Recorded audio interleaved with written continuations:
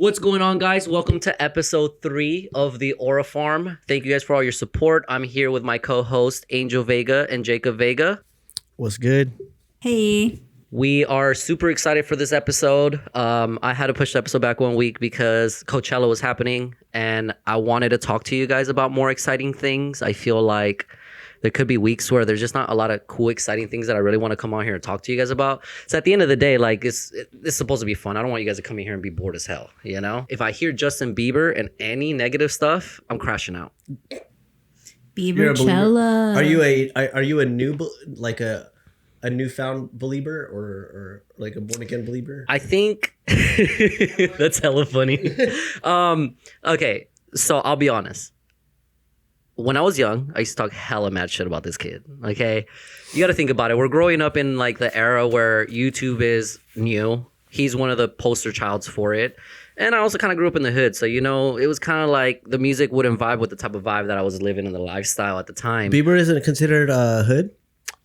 Not in the beginning. Not in the beginning. Is he considered now as a joke? No, but they respect I would him, say okay? he's hood certified now. Yeah. Okay, you know? Okay. But I will say, and this for everybody too, that all of a sudden likes him too, and you guys are jumping on the bandwagon. Like, no, a lot of us did talk a lot of smack on him. And it's because we were young, we were kids. But as time went by, and as we started to see his real story, it became very apparent why, one, the dude is really good at his art, and then two, why he had that type of hit, you know, in the sense of like his fame and everything. Dude has gone through it in our faces since he was a kid. I mean, he's technically a child star, just like these actors. The only difference is he wasn't an actor. So, I mean, they go through a lot of these things. So trying to see his journey, I think around 2012, right when I started raving, I think is when I started to see like more of like, damn, I'm kind of hating for no reason. Like, this kid's good, you know? And then Jack U comes around with, you know, Yeah, Bieber. I think during Jack U is when I was like kind of like, whatever about him. Yeah. He's all right. So to be fair and frank,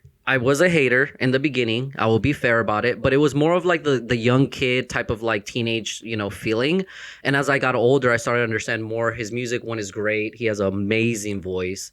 And then the personal stuff that he's gone through that we probably still don't even know. Being in the music industry, we know there's a lot of like stuff that can get you jaded, or, you know, people that may use you or misuse you. And if at a little level when we're nothing, they do that to us, I can only imagine when you're a big, huge star at the age of what, 16, 17? With that being said, this is why I'm saying the things that I'm saying. And I was super hype, not for Justin Bieber for Coachella, for everybody else. But when his set came on and people were shitting on it, I didn't like that, because I thought he was actually doing something that an artist would do for their fans. You know, I understand. You're talking about the laptop thing? Yeah. Because I understand everybody goes, they want the show and everything. It's Coachella, all this stuff. But I feel like, don't we actually go to these shows for the artists more than the actual like influencing type of BS? Because to me, if you understand him and you love him as an artist, you'd understand how important that day was. And me, as being a regular casual fan of his, understood the assignment. But yet there was so many like talk of all this negative stuff. And I'm like, damn, you guys aren't even paying attention to what's really going on. So do you know like the conspiracy of why he did the laptop thing? I've heard a couple. Which one are you talking about? Where he did it because his label, or because he sold like the rights to all his music. So that way he doesn't have to pay royalties to them because he was like doing a cover or something. Or... Now, I heard about that, but when I was reading up, he sold his rights, but not his performing rights. So his performing rights, he could perform the songs. So I feel like there was a little bit maybe misinformation there, because I feel like he was fine. Okay, but what I did hear on a conspiracy though is he is YouTube's poster child technically. Coachella, I don't know if you guys noticed, but I was watching the live both weekends, and they were promoting a lot of YouTube ads. And I know you call me broke all the time because I don't have YouTube ads, and I kind of felt a little sad that day, and I was like, damn, I might need to get them. Well, I mean, that's on Coachella's part, because that's how they're making money, because the stream's free. Yeah. Now, Katy Perry going on and being at his show and then mentioning YouTube ads is what I think kind of gave people the speculation of it being kind of like maybe a reason they did that, where it's like, oh, where they were using it to push YouTube ads on people so they could buy it via Bieber. You know what I'm saying? Because now you're promoting YouTube with no ads on the stage for a whole hour. You're doing this whole thing. And then you have Katy Perry and all these other people. And in between the show, live, they're promoting YouTube ads. Yeah, I mean. So people, with that kind of thing that you were saying, I feel like I might believe that one more. Just because it's so subtle, but yet so effective. And as somebody that believes that, look, I'm not the smartest person in the world, but corporations are pretty fucking smart. They have people working in marketing teams for a reason. Like, do you not think that they're smart at knowing how to scheme something like this? That's where, to me, I'm like, I'll believe that other than the other one because he did get his publishing rights. But then Yeah, that's not really a conspiracy because if it makes sense. If it was streamed on YouTube, YouTube's going to make their money. Like, they're the ones providing the streaming. So you're going to see YouTube ads because you're using YouTube's platform. It's like being on watching Disney Channel. You're going to see Disney Channel commercials. You know? Now, in my mindset, it's like, what better way to do it than the poster child that put YouTube on the map, which is Beaver. And then him doing a whole... Beaver? And he didn't even do the whole set. Yeah, I call him that all the time. Sometimes I call him Justin Gerber, by the way. That's my favorite one. But I think that it would make sense because it's like, he is the poster child of YouTube. If he's going to do something like different than everybody else and he's going to have a moment, whether it's controversial or not, I mean, controversy creates conversation anyway, so it's good marketing. Without having to say it, if you do it that way, I would think if they did it, that was kind of genius. Now, how many people are actually talking about the YouTube ads though? Was it genius? I don't know. I mean, if it has to be a conspiracy to whether it was an ad, was it a good ad? I thought it was just him going back to his roots at the very, like, think of it. Like, he's not putting all of this like crazy work into production. Like, some people might have said that was lazy, but it's also like he didn't get famous from all that. Like, he was the little kid in Ontario singing on the steps with his guitar. Like, that's the narrative that we grew up with Justin Bieber, and that a lot of people forget. You don't watch Subtronics or anything? I did watch some Subtronics. I watched like half of that one. I watched a little bit of Sabrina Carpenter. I watched Mochak. I'm horrible with names. Please excuse me. You guys correct me if I'm wrong with one of them. I think I saw Givy on for a little bit. He was pretty cool. I don't know if you guys are into like R&B and stuff, but he's an R&B singer. He's really dope. Maybe you. And who else was? I think Levity played as well. Levity played. Yeah, Mm-hmm. Worship was at Levity. the end. That shit was nasty. Yeah, they closed. It was closing with drum and bass. So This was a big Coachella for EDM and like dubstep, like bass music. So how do you feel? Like, did you notice a lot of influencers and like there was like rappers and stuff like on stage and stuff? Well, so there was rappers that came out for different dubstep sets. I think Levity brought out Big Sean. Oh, I think I did see and that. then who else? I think they brought out Future because I was watching. There was a few different ones. I think Subtronics brought out. No, was it Future? No, it wasn't Future. It was the other Ty Dolla $ign. Oh, was it Ty Ty Dolla $ign? $ign. And then Oliver Tree. Ty Dolla $ign could do any songs of EDM, bro. I'll listen to it every time. And then Oliver Tree. Yes, I seen that. I was happy about that one. And then who was he with? Oh, freaking Jaden Smith I didn't took a see picture him. with Hamdi. No way. Yeah, he went to go see Hamdi. So he knows ball. I guess so. I'm just like, that's crazy. So That's like, kinda awesome. So how do you feel that now, if like the EDMs, like house has always kind of been mainstream, like that's that's normal, but like, how do you feel about it infiltrating more of like the niche genres, like I think I dubstep? like it. For example, next year I'm contemplating on going to Coachella. Yeah. Mainly because my lady, she likes EDM and stuff, but I feel like she will enjoy more of like the artists, So for us to go to an event together, I feel like it's now becoming like the perfect event for us because I can catch what I need to catch and she can catch what she needs to catch. No, for sure. I'm more saying like, how do you think it's gonna be with like, because I like the mixture of the genres. Like I always love that. Yeah. What I worry about is like the crowds, I guess, and like because we kind of talked about it like the Pauly D episode. Yeah. How when you're gonna mix all of these people that don't usually rave and then they don't understand like the culture and like etiquette and stuff, and then So I have one homie that just went to Coachella last week. And literally I just talked to him yesterday about, I was like, how's Coachella? And obviously great. But one thing that I did clock was the crowds. He did mention like the crowds, are sometimes they're, not always the best, but I do like going there for like seeing the different artists, my type of stuff. But I think it kind of goes along with that. I feel like the crowds have already been that way for them. So I don't think it's going to change much as it's going to hopefully get better because maybe we're getting more ravers in there to maybe start making it more positive. yeah. Well, I'm thinking more like in your local shows, like our local shows going to start getting. Oh, that's a great question. Because I don't think so. I mean, I mean, to be honest, you already got some people kind of doing that. Yeah, you I guess that's true. They're just not mixing it together. They're just kind of now promoting shows, promoting a specific artist.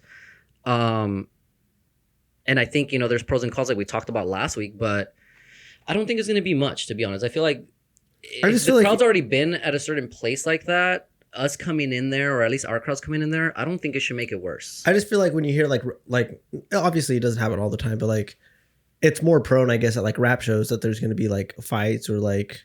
And maybe that's why I feel a little bit better about this, because Coachella, when I think of Coachella, but locally, I think of, yes.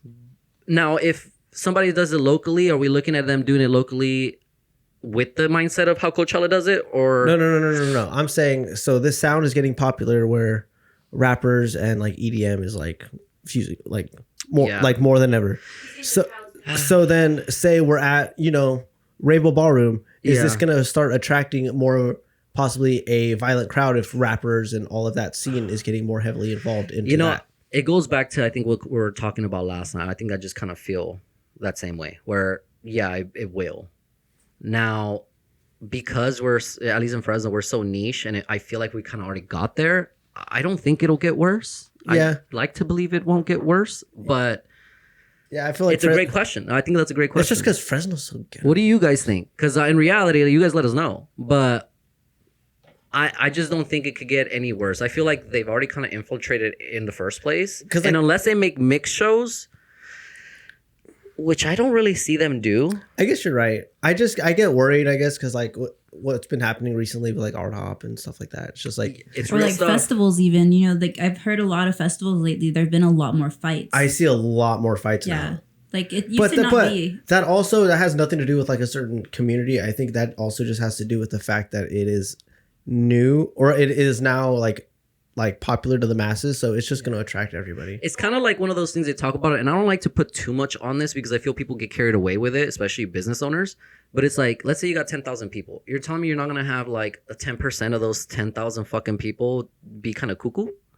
Like it's almost to an extent statistics. Now, it's so mainstream now that there are a lot of people, it's their first time, it's their first rave, and maybe they're not built for that kind of like festival life. Like people can get drunk and bump into each other. So if you're not used to like that happening to you, it can make sense why people are going to start fighting. So it's a lot of first timers. I think it's because it's getting popular. So I feel like that's inevitable. And it's like, maybe it's not necessarily the crowd, but yeah, sometimes the rappers, like that kind of crowd tends to be a little more aggressive. Yeah. Than like somebody. And this is exactly why I will annoy you guys and everybody that I know in our scene, that you guys need to carry yourselves like our community and our culture and what it's about. Because if we're not teaching the next generation, if we're not teaching our friends, what do we think is going to happen? We can throw all these shows, we can do all these cool things, but if we really don't care about the relations within our community, what are we doing, bro?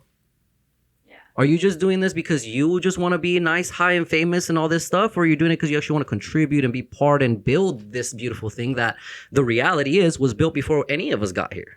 Yeah, well, I'll be real. I feel like a lot of people just want to party.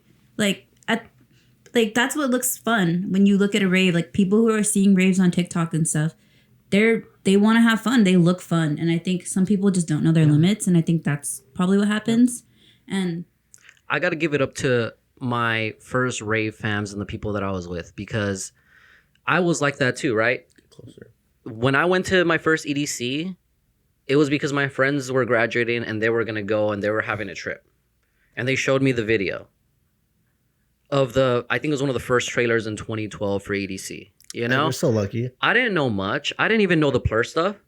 But the moment I walked into EDC, you think that I didn't get told or got immersed in it. And I feel like that's the disconnect that we're missing, is that we bring people in now, but none of you guys do the work to really just explain to them like, hey, this is how I move here. Hey, please say excuse me. Hey, this is a safe space. Hey, don't bring that negative energy. Keep that out at the door. As cheesy as it is, do you think it's like the lack of candy and yes, and I know we talked about this. Yeah, because I think the action of just doing peace, love, unity, and respect was the breakthrough for any newcomer to learn what this is about, because just in that gesture you're learning and having that conversation for the first time. And honestly, that's one of the coolest parts of this rave scene, is when you have those moments with people. And it makes me so sad that we don't have a lot of that anymore. We don't see anybody a lot with, you know, candy or anything. We had somebody make a candy rave because that's how lack of candy and, you know, the fun stuff that we used to have. And you didn't go. And I didn't go, you know? So Never go. Yeah, you know what? If I'm gonna crank out as much product that I need for you guys, I need to be at home as much as I can. No, hey, as a community, we need to shame him because he talks about community and he doesn't go to the events, and he says he's gonna go and then he doesn't go. Hey, I was there yesterday, okay? Where were you last night? That's true. It was 4 a.m. He told me he was gonna go though. I did tell him, but to be fair, I wouldn't have made it to this podcast if we didn't. I can't mess this up. I already missed last week. I felt bad. I'm here. I'm also here. This guy- and I'm pregnant. Yeah, that's real. That is very real. I have puppies at the house, okay? He's like, I actually have kids, okay? They're not the same as kids, but they are still babies. They just opened up their eyes this week, though. Oh yeah, you All showed of me. them. They're Yeah, you cute. guys have to check them afterwards. They're so cute. All right, I will. Oh my God. But yes, like I told you guys, and I know I've told some other people, just wait for summer. Like, wait It's. for summer, man. Daddy's going to come out. We're going to be having fun. We're going to be doing so many I'll cool give you things. that, but you have to, because that, especially before the baby, because I'm going hard this summer. I know. Before. Yeah, and we're getting our pool redone, so we are having summer parties. Oh, we're being there Yeah. all summer. Let's do it. So hold your shaming until summer. Yeah, if I don't make it this summer, then you this just kinda- fall, shaming will happen Yeah, I if feel there like- if there's But something done. As dumb as it sounds, because I mean, I know it's, some people will say it's not true, but like, I think the afters really is a great place to network. Like, you don't have to do drugs to go to the afters.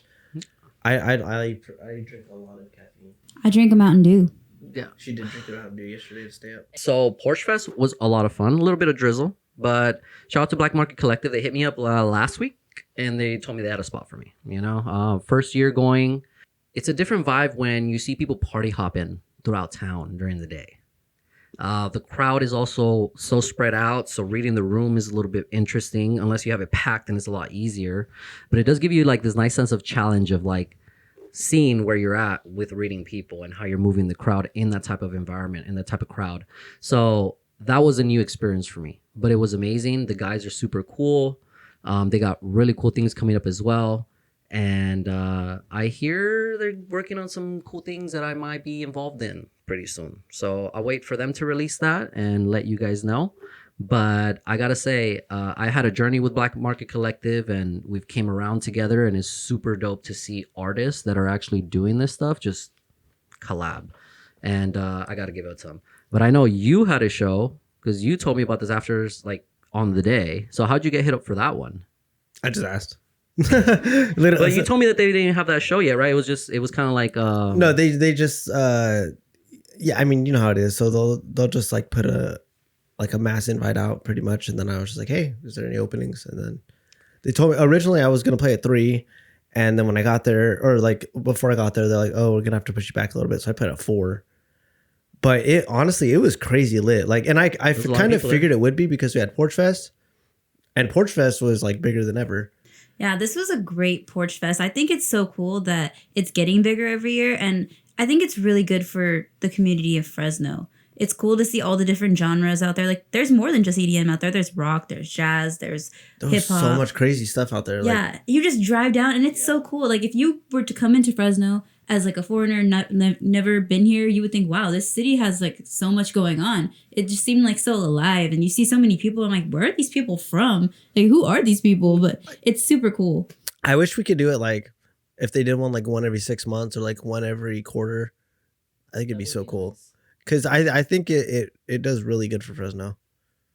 Yeah, kind of similar to Art Hop, but it's more. It feels like there's more culture with the Porch Fest stuff because music is such a positive thing for people, and it's a positive way for everybody to connect. Because like the art stuff, like I feel like it's also become more of like a vendor thing too. Like people just like go buy food and then just chill with their friends, which you can still do this at Porch Fest. But like I feel like music is something that is positive for a lot of different people, and like something that you can like really connect with. It's kind of like hard to like not be in like a small environment like how Porchfest is with like a group of people and like be happy or have good vibes. And if not, you can just leave. It felt more like art hop than art hop is at this point. Yeah. I would Because say that. you just go around and hear people's art or see people.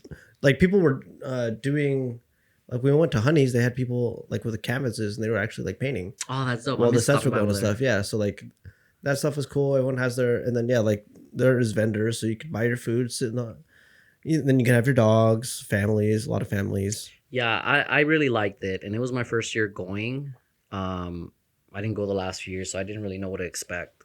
And just seeing random people just going in and out was interesting because more than half of these people aren't ravers, but they were still there gigging. Dude, I was Stopping surprised how by. many strangers like dubstep. Yeah. Bro, Like more they'd than walk I by even and then they were imagined. like, And the hard stuff. yeah, They were eating it. yeah. So then there was that. There was Porchfest, and then there was the event at it was Liquid Rose was it Liquid Yes. Rose or something, and that was at Fulton 55. Then there was also Emerald Dream, and that Oh, there one was that Emerald was Dream sold last night out. too. So that was Gesture, so hard techno, Yosef hardstyle, Joel opened. So it was a perfect time for after parties to be ready. Yeah, there was like 4 events. So then they had the afters. Yeah, it was lit. So then I got to play like it was all house the whole time. So obviously I wasn't gonna be like, oh, let me fucking play some hard style. So I just played like some hard groove and some techno. It was really fun. I always want to play that, but I never really have the time to because it's always I feel like I'm expected to play harder stuff. So It's kind of nice when you kind of I'm like, no one knew I was gonna be here. This is the vibe. perfect. Like, you can barely see who's up there. I'm just gonna play whatever. That's the best time because then you surprise people that didn't even know you can step into that world. Yeah. Kind of gives them a different view of you, and it's like, oh, he's well rounded. Yeah, it was really fun. That's awesome. Yeah, it was nice too to see. That's what I was talking about last time, that people are supporting all these different events, and it's not like anybody's taking away from anybody. Like there was 3-4 events last night. Afters, people were out there until 5 a.m. It's feeling less clicky. Yeah, That's good. people would just want to have fun and like party, and it was good vibes. No problems. As far as I saw, it was good, and people were spread out. You could dance. It was nice. That's a perfect example of why community is important. Exactly. No, I went to the Casa after my show, and they were popping as well. Great vibes as well. Very, very happy for what we're doing as well. So they're definitely Their spot gonna be looked on here. crazy. It was packed. They had a big lot as well, and they had a merch booth and everything. They're doing it right, as a team that should A be merch promoting booth, their that's stuff. crazy. That's awesome. It looked Yeah. like a mini festival. It did. At their spot. Having I a was merch like, booth is that's awesome. crazy. But it's That's what you everybody need, should be people. doing. No, Yeah. I know. I'm like Yeah. that's cool. Yeah. Yeah, that's So- awesome. They're doing it. Like they're doing it big. That's cool. And maybe it's just because they don't live in town, but I'm surprised I didn't see the Warehouse X guys have like their own place or something that they did in town. I don't know. I don't know if that's I would say I don't know if that's their vibe, but I know most of the people that are doing so. I think they live in Madera. A house in town. that too. If you don't have a spot, it's kind of hard. Yeah, so maybe that's what it is. But it would have been cool to see them out there because I know they've been doing it right. Like, I mean, you guys tell me, and then I've been seeing them online as well. So Bro, you gotta go. That last event, the Strong's one, was me crazy. and Jared are already planning to go to the next one. And they did a we were just on the phone yesterday. About and it was that. a 360 event, so that shit was fun. The next one is Magro. I feel like I know her. Yeah, Magro. What day is it? May 27th, I think. And then there may or may not be an afters that I may or may not be playing. Okay, We'll see.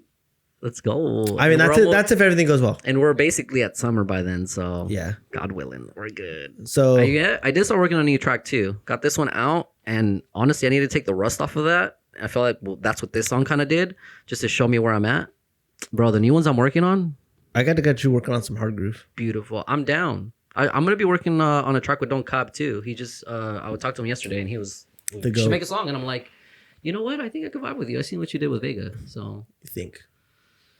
Bro, Huh? He said you think. yes. He's like the goat of Fresno right now. He got it. Yeah, that'll be cool. He got it. So I'm excited, and he does some pretty cool house stuff. Like I've been seeing his tracks coming out in the last few.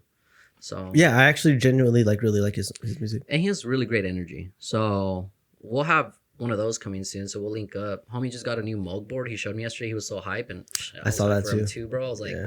I was like, when am I coming over, bro? I'm trying to play with some sound. Yeah, I think I'm going to be getting a new computer soon, so I should be upgrading all my stuff.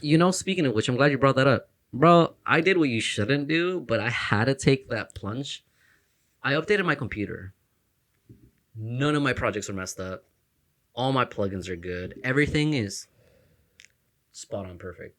I waited about 10 years to just do this because I was so paranoid. I was waiting for the butt. I thought it was going to be horrible. Oh, okay. Everything's good? Everything's perfect. I was waiting for the butt. No butt this time, thankfully. So I'm super excited. My computer is good to go. It still needs more memory. So that's why I'm still going to be, getting Jay's help to like edit our pod through there. But as far as like my computer, I'm ready to go with all the new stuff. And it might help out your old computer if you haven't done that too. It right away made me feel like I'm back to normal. Just to do what? Update the computer. I can't. I can't. Why can't you? I didn't. I chose mine not to because I was afraid. And I don't know if that's the same fear you have, but it looks like they fixed whatever issue it was when you fucking, updated it and it messed up all your other stuff. I'm scared. This is why I'm having this conversation because for 10 years I was scared, and I don't blame you. But I was on a 2012 computer. I don't know if that's a good idea. I was on a 2012 too, because that's when me and Colton got that computer. Look, I feel your stress. Don't make me. I'm not. I was forced to do it. I'm gonna get a new computer. So I was forced to do it because, side note, I'm gonna be competing in Pokemon pretty soon here in Lorcana, which is trading card games. Okay, and what did I tell you? And I need to practice. This is an anti-anime podcast. He says that, but watch next time he's gonna come in dressed up like One Piece guy. You say that, and Luffy. You look at Marvin's side. All I'm gonna say is one of us got a wife. I'm gonna be a professional Guitar Hero player someday, bro. Even though the game is 20 years old and not relevant. I can't wait till we get some stuff so we can like have a little session over here. Because I want to get the drums so I can do the drums. So I'll talk to you about that after. Okay, cool. It's here. So yeah, spend time with things that you guys love and your actual hobbies other than the music. It'll help your creativity. I've been getting a lot of ideas, bro, when I'm like doing random shit. I'm like, oh yeah, that's right. Like if I do just regular human stuff that doesn't have to do anything specific for music, I get my epiphanies. I get the like, oh, I can do this pattern this time. Let me go run back to the computer. And it's so important to have those moments, bro. We can get like a robot and just try to make music all day, every day and dish it out. But I feel like that's where you lose that like soul and like that attachment to like what you love about it. So yeah, man, enjoy my Pokemon stuff. I don't know how long it's going to stay here because I might sell a lot of this stuff too and move to other stuff. But for right now, that's why it's been here if you guys had a question about it. And if you guys do have any questions or concerns or help, I will help you guys out because just like this or anything I'm about the community. So you guys been talking about so many positive things. Let's talk about a little bit of drama. Ooh. So you guys heard about Holy Priest being yeah. of pre-recorded sets. So like, what's your guys' opinion on pre-recorded sets? Do you know Holy Priest? I don't know Holy Priest. So he's just a hard techno guy. It's very popular right now. Okay. He wears like a mask and has like a cross on it. You haven't seen him? Yeah. I did see those. Yeah, I did see that online. And he wears like a black, like a almost looks like a bulletproof vest for some reason. Yes. But no. Yeah. So I guess there was a video going around that they said he was doing a pre-recorded set, and then that just like restarted the whole like conversation of pre-recorded sets. Like, now I have a question for you guys. As a fan, first and foremost, I've always heard about pre-recorded sets being something that's normal for festivals and big stuff. Something that has to do with like the whole organization between the light guys, the sound, all the spectacles, right, to build the show. So because of that, from what I've heard, they do have them do pre-recorded sets due to it not fucking up everybody else's mission for that day, for that set. So I don't know if that's actually true, but I know that's what I've heard. Have you guys heard anything about that? I hear that a lot, but then at the same time, at least for the bigger artists, they have their own like you see them mixing. They have their own techs with them, so they know the songs. They know the like when to bring up what. Because even so, Chris Lake responded to it on Twitter because he was saying like, yeah, I never. Or he said he sends the music to his visual guys of the music he's probably going to play. Yeah. And then so they can get familiar with it. And he's like, but they're just like freestyling. Unless it's like something specific, you know? Yeah. And I mean, for a big production like you're saying with festivals, like DEF CON does a pre-recorded set for Power Hour. Like that's just a given because there's so many That is different different. things. That's a totally different thing. That's But almost I'm like saying that's where I feel like that's acceptable. Like, Yeah, for so- a pre-recorded set, it makes sense. Yeah, so at DEF CON, they have this thing called Power Hour. It's on Saturday. And it's called Power Hour. So you know a DJ is not playing. okay. They just play an hour mix of just like... It's almost like warm up music. No. Getting you a little It's bit- like bangers after banger after Oh. like they just make an hour of drop after drop after drop. Like high energy. hence power. Yeah. Power. And so, So it's kind of getting your blood pumping, essentially. Yeah. And it's super coordinated too. yeah, like this whole time they'll have like so when we went, they had a helicopter that was when they did the left right, you know, the Oh, left, yeah. they had a helicopter on the top doing it with them. And then Is that what I saw online? Yeah. People jumping out of the plane. yeah, they have like jumper like people skydiving because they're sponsored with That's Red pretty Bull. G. They have people doing BMX, and then they have like dancers and stuff and like different stuff like themed with different songs.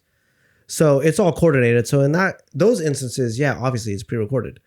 But if I'm watching a DJ play just a regular set at a festival, why the hell is it pre-recorded? Yeah, I agree because I would rather them mess up and me see it live and know that they're doing it live than it be pre-recorded and it's a perfect set, but you're not really playing it.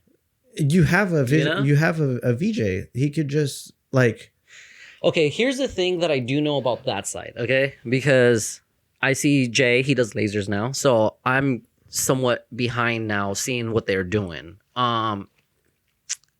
What I have seen is that even though they do have their VJs and stuff, the guy's still mixing. So unless they have, I think there's a certain tool where you can have your board as like the light guy to be connected to the BPMs and the CDJs. So that way you you're can see there. it, right? But not everybody has that. And I think that might be part of the issue because maybe some of these people don't put that in the budget or they just don't have it and they hire these light guys. Or if you do have a VJ, you're still going to another setup in a different city with their setup. And if they don't fucking have it, then that kind of keeps you out. And I'm not sure if that's fully the big issue, but I know just to connect and be on point with them, they have to have a specific gadget for both of them to have and be aligned. So that way, as you're freestyling, I can freestyle too.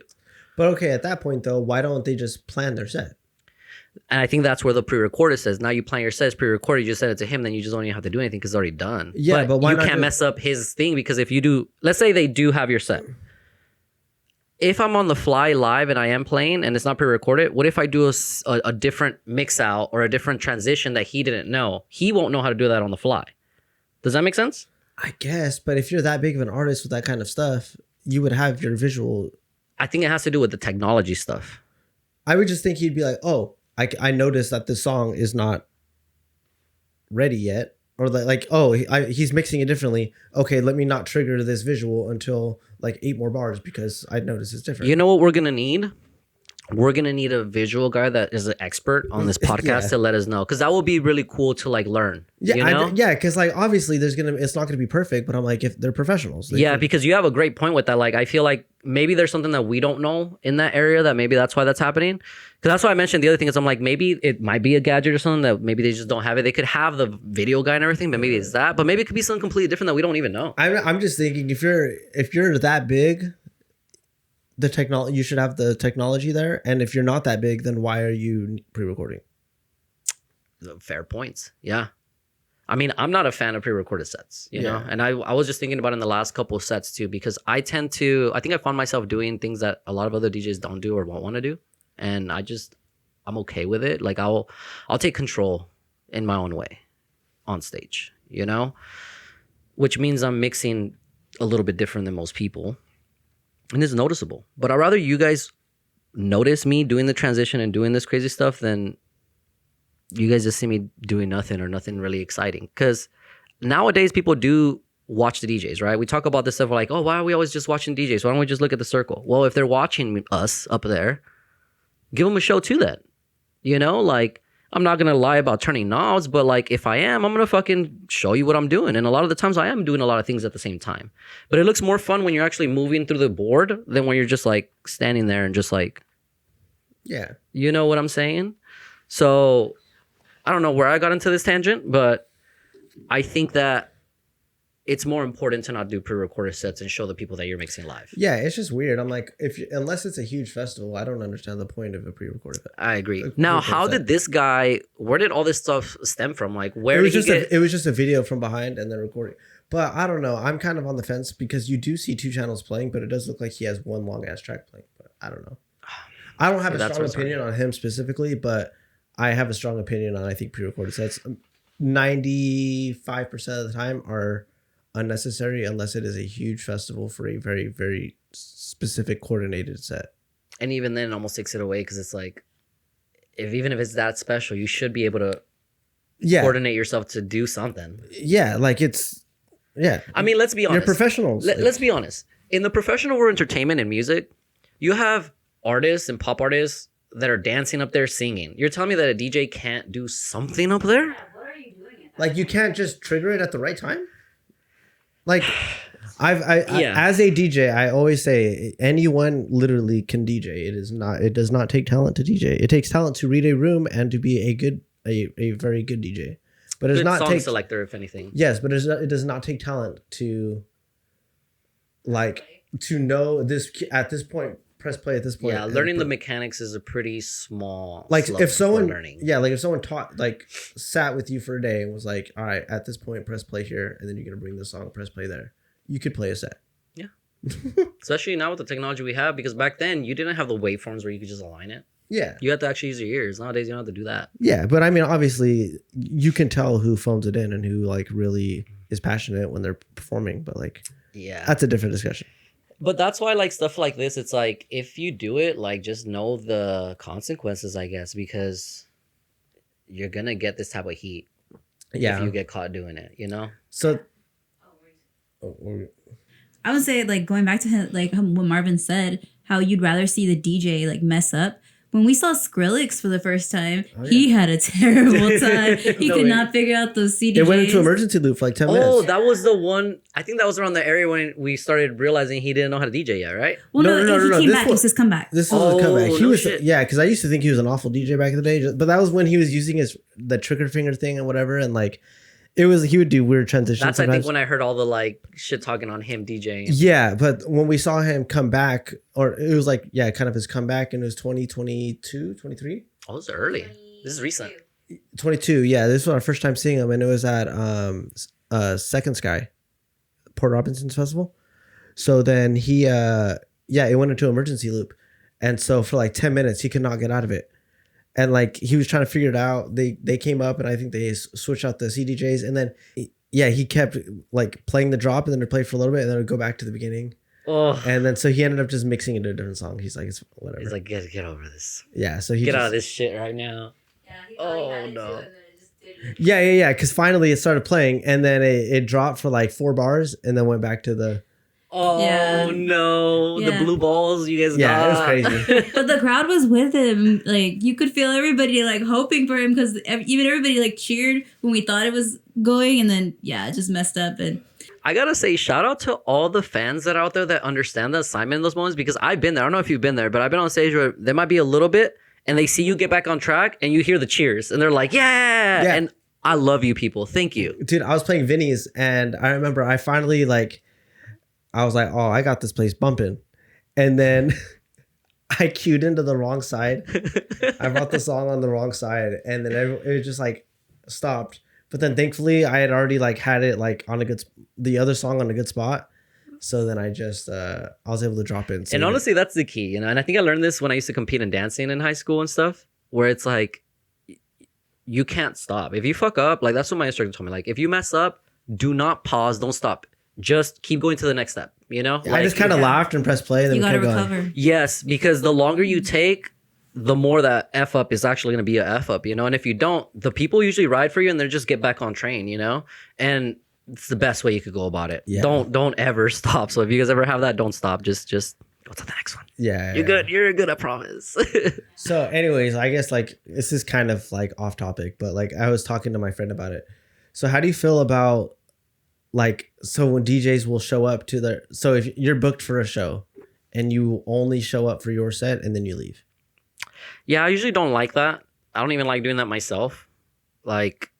Unless you actually like, let's say you have work or something actually big, like that's understandable. But if you're not really there and at least supporting for a little while or seeing the next artist or the artist before, yeah, I feel like you're not trying to be part. You know, you just want to show up and get your shit and then go, and that is kind of whack. Yeah, I feel like those are the ones that aren't really part of the community, and then they like wonder why they're kind of, I don't know, why they don't get booked as much.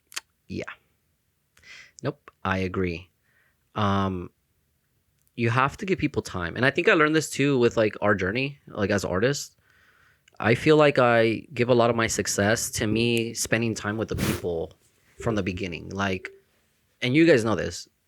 If you text me, well, if you have my number, but if you message me on Instagram or I talk to you in person, I'll talk to you. I'll reply to you. A lot of people don't do that. A lot of people aren't welcoming. Even at shows, they'll sit in the back and just like kind of do the whole like old school club 2000s rap hip hop where they stand in the back of the club and just look at everybody. And it's like, you got to be with the people. Talk to them. Yeah. If they message you, be genuine. Try to communicate. Don't try to like just end the conversation, you know? Because those are the people that are going to talk about you. Those are the word of mouth people that are going to like lob stuff up, you know? Yeah. And those people need the love. And to me, that's the most important thing is creating this community, being with them, learning what the fuck they like, what they don't. And now as we see, we have a lot of these people that are now artists themselves. Yeah. How cool. And I'll give you like those kind of people the benefit of the doubt. Like it's a lot of like younger people too. And we got to remember like Gen Z, the younger or the older generation of Gen Z, like they grew up with their teenage years like in COVID. So I feel like the socializing is kind of hard for them sometimes. That's a great point, yeah. And it's hard for them to like get out of that like comfort zone of like, oh, I was not around people. I don't know how to socialize. I'm just here to do what I'm here to do. And it's like, it's hard for them to like get out of like their heads and really like be part of the community. But I feel like being part of the community is really important, especially in the rave community, because that's how you guys need to support each other. You know, DJs need to support each other and like promoters even. Like you guys got to go support other DJs that say you're not in a collective, but you should go out to those shows, even if you're not playing, even if like your homie's not playing, you guys got to become homies because like at the end of the day, you guys are doing the same craft. And those are where you're going to find some of your real friends and people you can connect with and people who are like, that's what builds the community is supporting each other. That's true. Cause I remember, it was like 2 years ago. I remember just being like, damn, like I wish, I don't know. I felt so out of the scene, even though I felt I was a part of the scene for so long. But then when I really thought about it, I'm like, I don't really go to shows that often because at that, I think I'm like, oh, well, it's not hardstyle or like, it's not exactly the genre I want. So I'm not going to go. But then once I did start going out and, like putting myself out there, like, yeah, you realize like, oh, like, yeah, like that makes a big difference. Just going out there supporting and it does. Then you really get to like know everyone. And yeah, it's like, it's really cool now. Cause then now whenever you go to a show, you always know people and everyone's just really nice. No, it's 100% true. That's how I felt going to Casa yesterday, you know, because, you know, I wasn't sure what to expect. Everybody's been in their corners and like I've been dealing with my own stuff, but it was so amazing to just go see him again. And it's like, it's kind of like us. We see each other again. It's like, oh, what's up? How you doing? And it's like that energy. It's like, fuck yeah. Like, thank God I'm feeling that because at least for me in my area, like for the last years, I wasn't feeling a lot of that. So it was very hard for me to want to come out. Like I feel very jaded where I'm like, damn, like, should I even come out and support, you know? And I was going to say, I don't know if it's like that for you, but like when you kind of drop off, and I learned you can't take it personal, but if you drop off, you can't feel some type of way when people kind of not forget about you, but 100%. You're, you know, out of sight, out of mind kind of thing. And we're all going, like, we all have our own lives. We all got shit going on. So the problem is when everybody's on the other side and then we're on this side, is the same thing going to play out there? I mean, obviously they're going to hit you up again, but like, that's because now they're seeing you. But like, so you got to realize like, it's not always personal. And I didn't take it like that from them because for me, and we could keep this as a pod, I have no problem. The issue for me was I was supporting everybody. No, the team that I was with, it made it difficult for me because they didn't look at it like this. No, so if I were to support, it was a fucking shit show for me, and then I would lose opportunities. No, I'm saying this because of me. Yeah. Like, I literally felt like this. No, and I'm with you.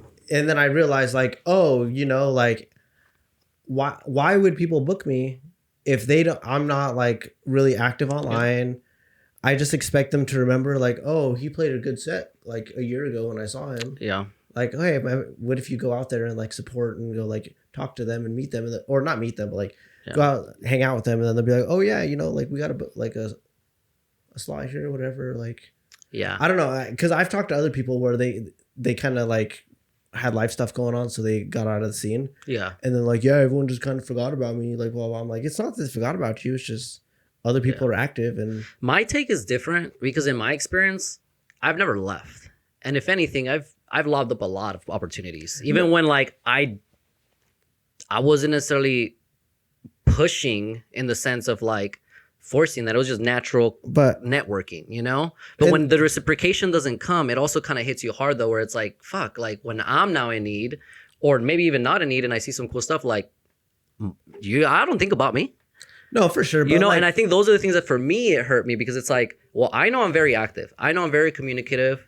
I've made songs. I've hung out with people. I go support shows, and the reciprocation's not there. That's what to me, I had to reevaluate things. I'm like, okay, well, let me take a step back and figure out who really is in my team. So that way I'm not overspending money or overspending energy in places that I feel like aren't also going to, reciprocate but on that it back. Same thing though, like to be fair, how much were you really supporting? Because I like very much supporting. I mean, well, what I'm going to say is like, I'm not saying this like a shot or anything, but like, the shows I played, for example, I haven't seen you at any of them, and not that I care if you go to my sets or anything, but those are shows that like in the seat, like those are different people that, like if you were going out there, 100%. And this goes back to the same conversation, which is I had to leave the group I was with because when I got close to doing that, which is my natural, I've always done that. The problem is I started getting hit in the back door. I know, but my loyalty was questioned. No. I'm not talking about you. This was a general statement to it. No, but I'm talking about me because we're in the scene and that's what I've experienced, And in these specific situations, I did try to go about it as best as I could. But the way things lined up in my side weren't beneficial to the point where because I was supporting so much, even though I wasn't getting support, they were throwing that in my face to the point where I had to leave the group. Okay. Well, to my friends that no, I get, yes. But okay. Well, to the friend that I was talking to and the kind of people I had in mind, the scene doesn't forget about you. You just need to go out there and hang out with people, and then they will go, oh, hey, what's up? Like, you know what I mean? Like, I don't know how to explain it, but it's just like, I know what you're saying. But I feel like it's more complicated. These aren't your childhood best friends. These are people that you see when you go to shows. But business is business too, and business is financial. And if I'm spending money to go support your shows and multiple shows, and then I'm also not ever getting you guys supporting my stuff, it makes it difficult for me to want to go support more because that's money out of my pocket going to your business, and you're not even coming to mine to at least support and not even spend money, just maybe a like, maybe a share. But there's like a lot of free, a lot of these collectives throw free shows. There's a lot of free shows. They'll like do them at like bars or stuff. No, but I'm not talking about the free shows. I'm talking about, well, yeah, so they can have free shows, but most of the shows. Those are the people I'm talking about. You go out, go support the free shows, just go hang out. The free shows is not a problem at all, The scene is also evolving. Like I know what you went through like has happened to you in the past couple of years, and like which is why I'm out now and doing my work. Yeah, and that's why I'm like I understand like why that felt like jaded at first. Like, but yeah, like we're saying is like the scene is evolving and there's so many new people and there's so many new collectives. And that's why it's important now to support the different collectives. I'm telling this like more to the people that are listening. Like people let's be real. Yeah. This is the reason why I wanted to do this because I felt the jadedness. I felt the resistance and I want to dispel that, which is why we're doing this in the first place. Is because I don't want to be in that energy, right? But I got to call it how it is. The reality is, personally, I know I'm not the only one that's gone through this. A lot of us go through it too. And we overextend for the expectation of not having an expectation and maybe just being cool. And even that doesn't happen because they still put you in the fucking corner and make you a villain. So then what do you recommend those people do then?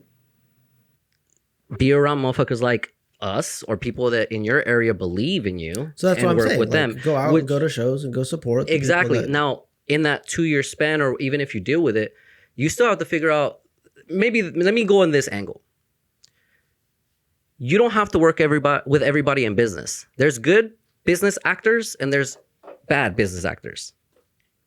I don't have to work with everybody.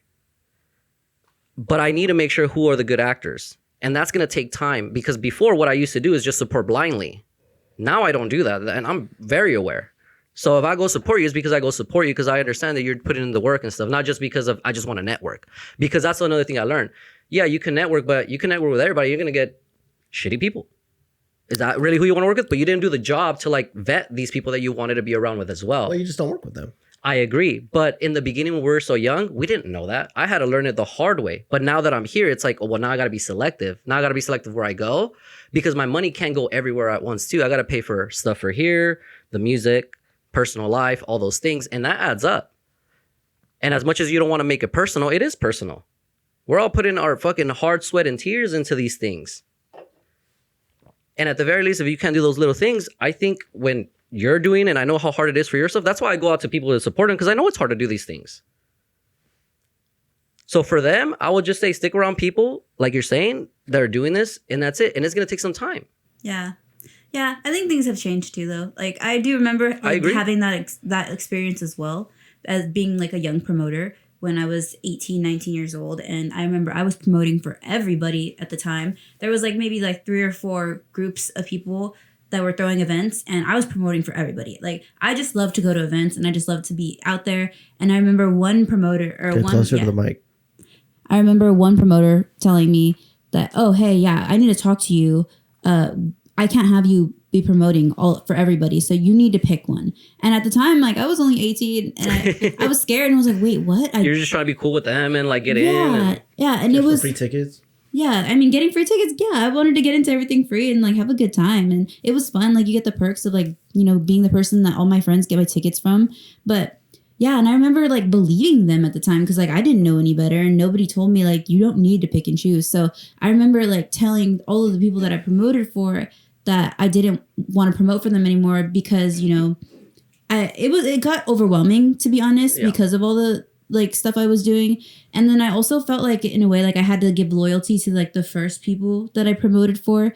So I was like, well, they were the ones who helped me get into it. So, you know, I feel like my loyalty has to stay there, even though I did have loyalty to all of these people. But for some reason I thought I had to pick somebody, and I didn't really mean to pick anybody, but it was just like a weird position I was put in because I was young. I don't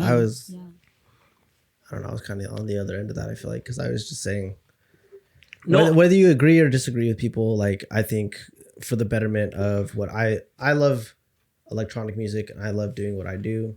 So whatever helps grow that locally and in Fresno, I'm kind of with. Sure, like, some people do things I may not agree with. It's business. And when you're in my position, you'll change your tune, brother. Because it's one thing when it's just business like that. It's another thing when your money affects what happens within it. Wherever we put our money is going to affect what's going to happen to in the future. The more we pocket these assholes and not care just for the sake of the stuff, the more we're letting them muddy the waters for us in the future. That's how I see it. That's why for me, I have to be honest about it and outspoken because it's our future. I just think if the scene wasn't popular, didn't grow in the first place, we wouldn't have these smaller collectives now that are able to throw successful shows and have the scene thriving as it was. If it wasn't them, it would have been somebody else. We were all too young to do it at the time. Someone was going to do it. Yeah, we had Level 10 before that.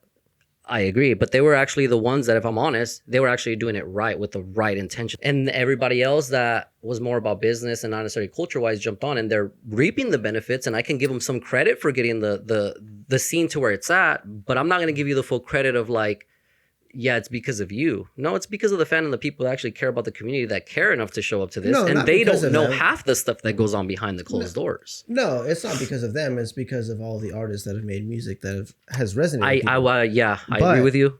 Mm-hmm. There's people that have the capital to be able to throw the shows that then gain interest to then get people to listen to the music that I. The problem is that at the age of 18, I didn't have the capital to battle these motherfuckers. Now we're getting to a point where I feel like we should be able to, which is why it's so dope to see everybody doing their things, because that's how you fight it. Not by going head to head with them or anything, or doing these business weird things, or no. But that's my point. Like, you just just play where you play. Just it's I like the fact that it's growing. I like that everyone does get along. I would much rather get along with everyone than have it like than not get along. I do too. So all I'm saying is it's good to support where you want to support. If you don't want to support certain people, there are certain people in Fresno I don't support, and you know that. Yeah. But well, I supported everybody until recently. Everyone pretty much shows that. I mean, think about it. I support everybody until recently. It's only one fucking team. I know.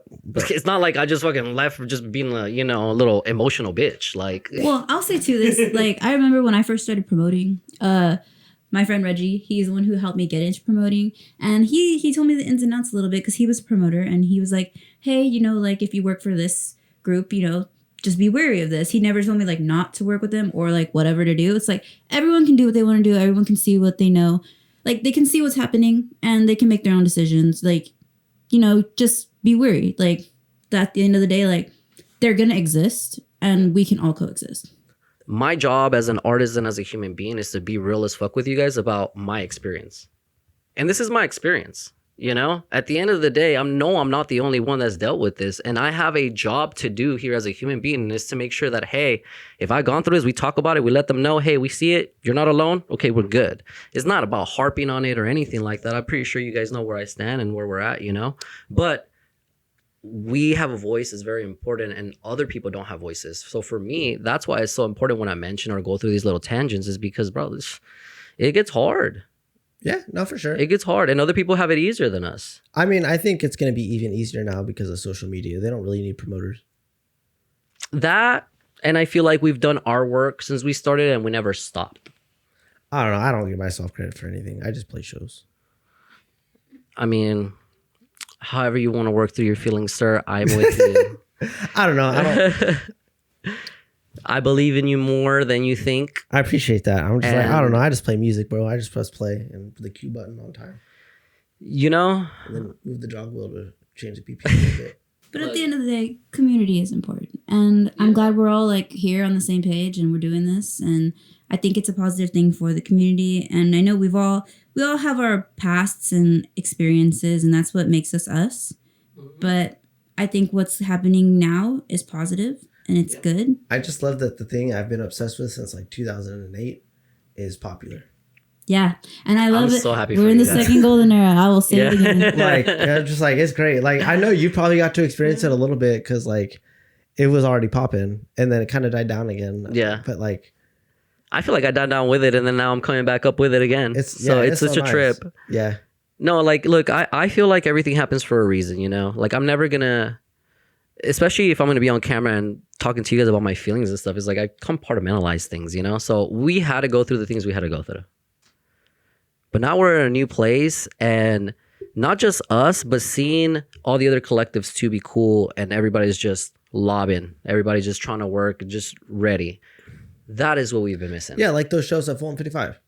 It's got like everybody. And it sucks because I never get to go to them because they're always like the same day as the Warehouse X shows. So I'm like, ah. Dang. But you'll get there. They're kind of different crowds though. We'll have some new crowds in there soon. Yeah. Let's just put it that way. Yeah. But all right. So then I guess to close it off, Head Trip. Excuse me, what? Did you hear about Head Trip, the festival? So it's out. Yeah, we tried to bring that up last time, but we just didn't get to it. Tell me about it. Up. So it's where Coachella is. It's on like the Polo Grounds, I think. And yeah, Head Trip. So on Saturday, it is, it's Ben Sterling back-to-back Seth Trowler, and then Peggy Goo back-to-back Fortet, Fisher back-to-back Chris Lake, and then Calvin Harris. And then on Sunday, it is DJ Harvey, The Blessed Madonna, Ket Tama back-to-back Dom Dalla, Skrillex, and then Swedish House Mafia. And there is a rumor, I don't believe it, I'm not buying it at all. They say that Thomas Bengotar and Fred again are gonna do it back to back. The price set. But I don't buy it at all because that doesn't make any sense. Yeah, that we can all dream though, and that may or may not be a reason I bought tickets, even though I'm supposed to be having a baby around then. And it's Indio, California, so it's close by. No, it's like well, I mean, Indio. Coachella. That's where they have Coachella. Yeah. I would definitely go to this. If you are thinking of going, you probably should get your tickets. I probably wouldn't go because it's too late by now, but that is a lineup I would There's like. a payment plan. You could get a payment I'm going plan. to Escape that month. Oh yeah. Oh yeah, I'm going to Escape. The year of like 2021 when we barely got festivals back, we did, I think it was an event every week in October. Yeah, we did EDC, Escape, Aftershock, and you saw like what was the 2000s thing? yeah, you went to like the Yin Yang Twins or something. Yeah. And then I saw Impending Doom. Mm-hmm. Yeah, that was a fun month. But you could do it. She's not wrong. Yeah. There's just so many things coming out. This is my problem now, is that there's so many things going on, from doing the music, doing the pod, doing life, and then trying to hit shows where it's like, I can't do it all. Yeah, it gets overwhelming. I'm overwhelmed. Just like everything keeps coming up, and I'm like, yes, no, but great. Let's cancel. See, that's how I feel too. And like, I think with having the baby, it's going to slow us down a little bit. It'll be a big help. Yeah. And I think it'll make me more selective with shows because I kind of say yes to everything. And I'm like, all right, I think I. And then it gets hard because then you have to say no. You're like, I really want to be there, but I can't.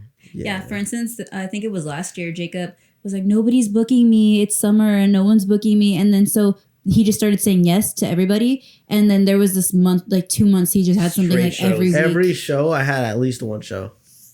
Every show you had at least one show? Every weekend, I had at least one show. And I remember like I felt bad because I had a booking with Black Market and they put me as like the closer. And I was like, cool. So I was like promoting that one. And then like it was at the end of the month.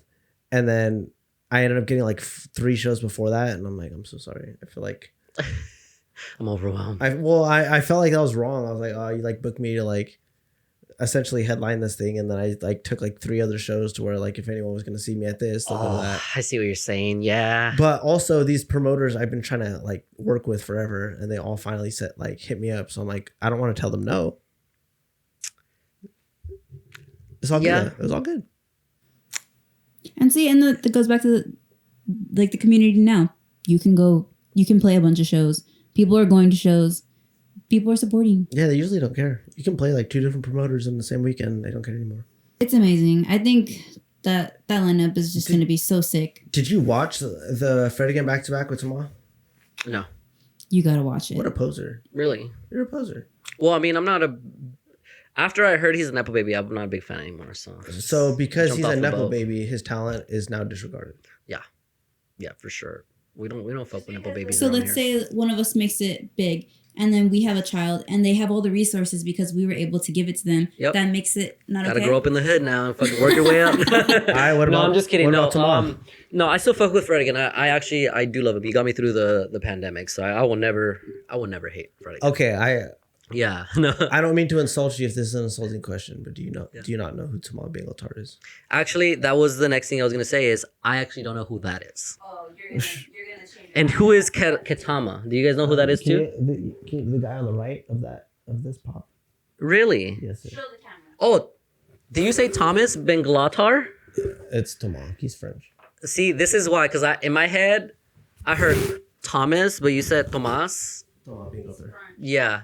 Okay, so I do know. So now I'm caught up. Okay, yeah, I'm an idiot. Anyways, I didn't know he was gonna speak French to me. I got caught there. Well, it's like if someone, it's like Jose, but like we're English and we would say Josie. Yeah. But like obviously you're gonna say Jose. Yeah, because homie, a month ago he did a back-to-back with them and stuff like that, right? That's what I'm talking about. That's okay. So then that's where the rumor started that they're gonna be at Head Trip.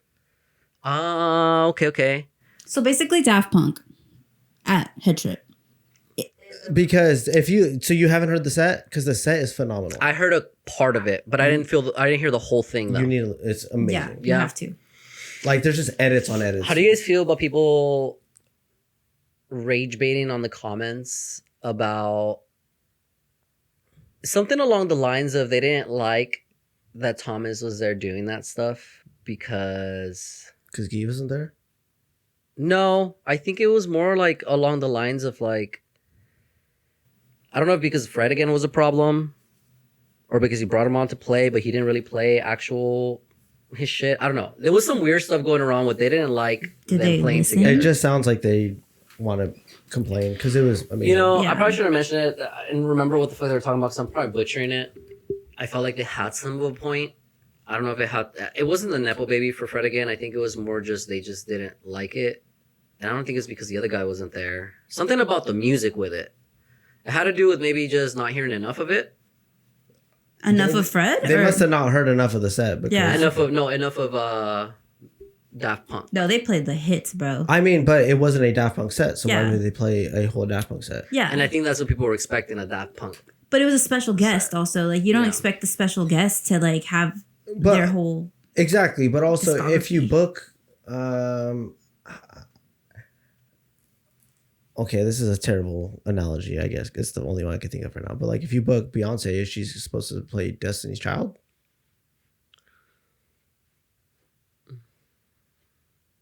That's a great point.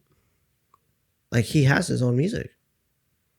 And I think that's what, including myself, are missing. I guess, and I don't know if the casuals But the majority feel this way. was Daft Punk. I would think the casuals... Or an edit of Daft Punk. I think the casuals don't know he's making any new music since Daft Punk. And they No, probably it's thought... old music. It was his old music from, like the early, like the late 90s. And I or think the early 2000s. casuals don't even know them separate. Then their opinion is invalid. Then why did they go to an exclusive set of his? The same reason influencers go to Coachella. But this was announced like hours before. I mean, Sub Focus was there. It's pretty cool. The way the market is crazy. I don't know. I get what you're saying. I don't see that for You this. know? But maybe. But like in that case, their opinion is like 100% invalid. And I agree with you. I completely agree with you. Yeah. But I say that as somebody too that like I love Daft Punk, but I didn't even know a lot of this stuff, you know. And you guys can call me fake, and that's fine too. I'm very well aware that I'm more of a casual. They're just so big. It's hard for there to be so many diehard. I mean, there are a lot. I'll There show you definitely after though, are. and you'll get what I like. Yeah, no, but I feel like that's like even my mindset where I was like, I didn't even know Thomas made music even back then because I never went in deep because all I ever like where I left off was I have so much. oh, if Daft Punk isn't coming back no more. And we never, even by that time, I never even got to see them live or anything like that. They were already kind of done. Brother. So my mindset of like Daft Punk was just, I never knew them separate until then I went through that rabbit hole and then learned all about, you know, the song with like The Call for Me and all that stuff, I think, right? Because they Yeah. made that song and then homie stole Eric Oh, Prydz or brother, I'm whatever. gonna put you on after this. Yeah, so but that's where I'm coming from. And if I, as a regular, you know, and I'm deep in this, but clearly I'm still a casual in that area, I can only imagine the actual mainstream people coming in, hearing Daft Punk. Because you gotta think, those people came in with Daft Punk and fucking Pharrell. That's fair. Like, they don't even know who Thomas is. Yeah. And I feel like that's probably why it's like that, including myself. And like, and you know, I should know better because I should have gone deeper. But, damn. Yeah, I'll show you after I'm this. behind. Yeah, I'll show you after this. Let's go to this show this weekend.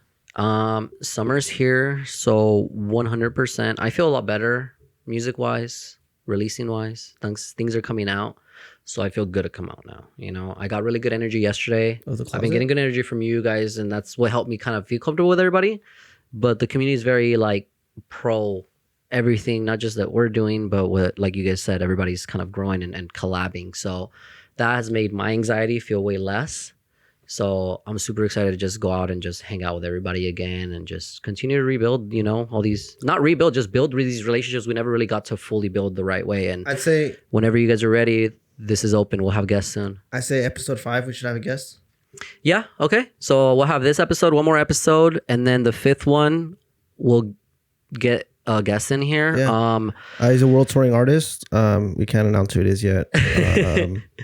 I will say It's gonna break the internet. we have talked to people. So if you guys want to come on and we haven't talked to you, feel free to reach out to any of us. Let us know. I would say if you guys have a project coming out, let us know.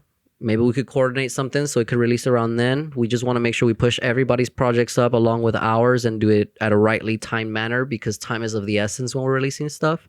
So give us the dates if it's, you know, important. If not, let us know and we'll book you right away. I think probably this week we should probably spend some time figuring out how we're going to schedule this for our schedules. But looks like by episode 5, we're going to have our first guest in here and, you know, we're super excited to meet you guys. We talked about this earlier, but to give you guys a primer, it's not a gotcha podcast. We literally want you to come in here, and talk about you, your journey, your story, what things you got coming out, what things you want us, to promote for you. I'll probably get you once. And yeah. And just, let's get to know each other. Let's build this relationship so it doesn't feel so cliquey anymore. And even though everybody's in their corners doing cool shit, we can dispel all this weird like fog we have going on, because I'll be the first to tell you, I've been very jaded for a lot of different things. I ain't trying to be jaded anymore. And I'm not trying to have this weird stuff, as you guys heard today, like we're where we need to be. You guys want to come over here, get to know Vega, get to know us. Take a dab. Maybe have a drink or two. I don't know. Maybe have some tacos one of these days. We'll do the whole thing. But this has been an amazing episode. Thank you guys for making this a lot easier for us. We've been getting a lot of feedback from artists, from fans. And, I know you guys are feeling well about it as well.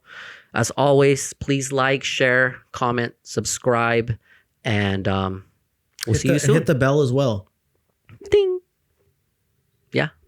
Thank you guys so much. We'll see you guys next week. Peace. Peace.